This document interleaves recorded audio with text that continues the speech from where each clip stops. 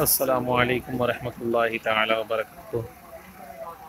आप अगर बरेली नहीं आए हैं तो आप वहाँ से देख सकते हैं कि इस वक्त बरेली जाने वाली सड़क की क्या हालत है और कितना लंबा जाम है। यहाँ पर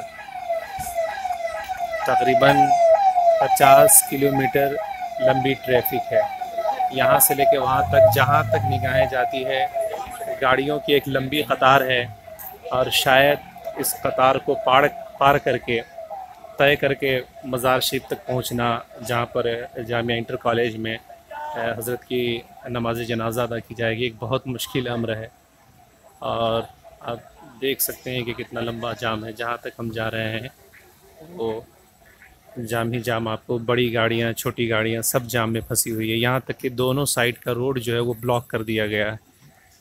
ब्लॉक करने का मतलब ये है कि ट्रैफिक की वजह से दोनों साइड का रोड जाम हो गया है।